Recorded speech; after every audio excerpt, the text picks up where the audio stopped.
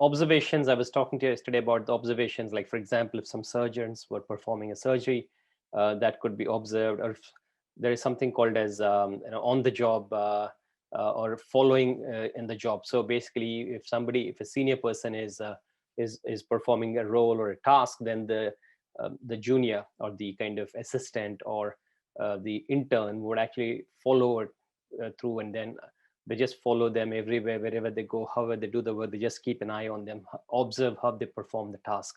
So that's a way of learning, a vicarious learning, as what we say. It's good. It's very helpful in giving context sensitive, context rich information.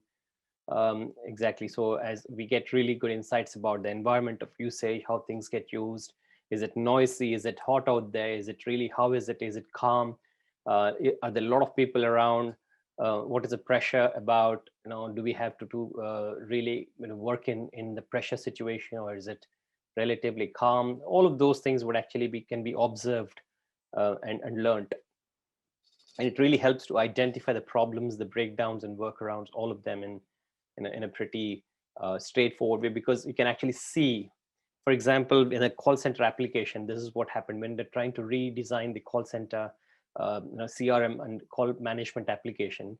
They actually went and saw what the call center guy, the BPO guys are doing on and off. So they found that they've got this sticky notes and the pin up boards in front of them, and they were actually they saw a lot of these staff actually have the post-it notes, and they use that the pin up board to pin the notes and the points and follow up notes from the calls.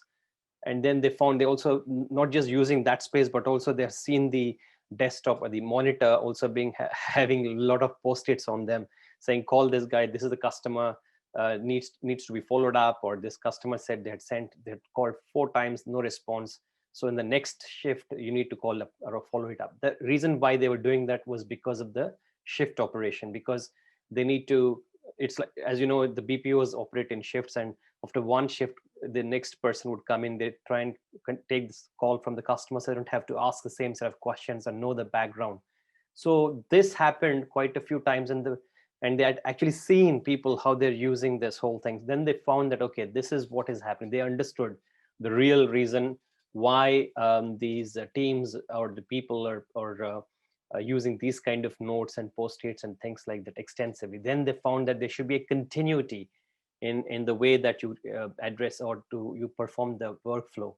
Then they came out with this task of actually having a note, having a place where you can actually enter free note in terms of a call. If somebody calls you, then the call center employee should be able to actually take down the notes and free text a note in terms of any problems, any challenges, anything that happened before the history, so they can actually get to see the next person, save it.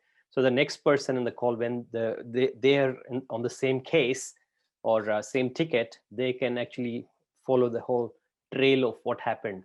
So this was only done, this particular functionality was introduced only after seeing the actual real-time usage of how people work and what are the kind of things that they use and follow in real life. What are the kind of breakdowns, the workarounds?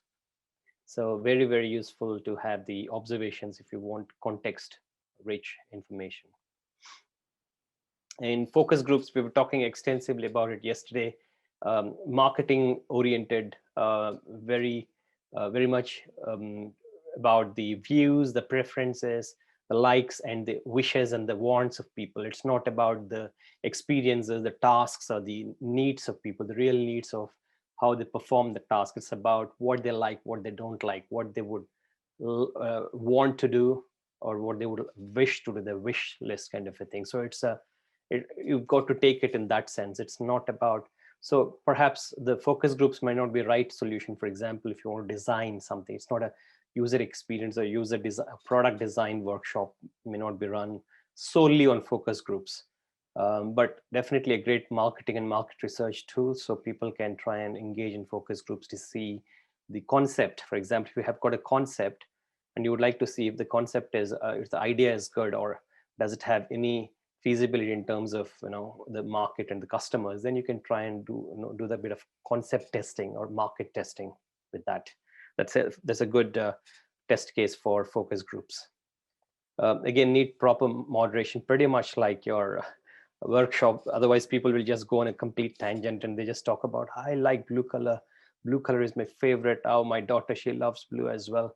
My son, he doesn't like, even though he's a boy, he doesn't like blue. He likes pink, blah, blah, blah, blah, all that stuff. They just go on a completely different tangent, some of the people. So you need to bring them back. And then also perhaps you need to, again, understand what is it that you're trying to actually get out of this group. What is the focus of the group? So we need to put them back into the track.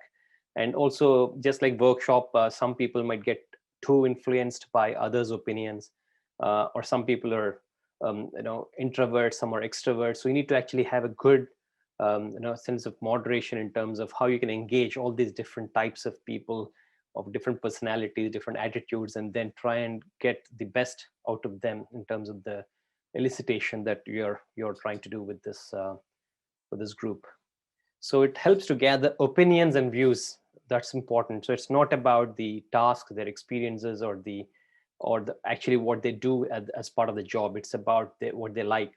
So things like colors, visual design, shapes of things. If your product, for example, you want to look at the shapes, what colors, what shapes, what forms, so that physical factors and the forms, that kind of opinions and views, you can do focus groups for that kind of objective. But as I said, product design, actual features and development of features, design of features of a particular feature of your product, perhaps is not really that effective.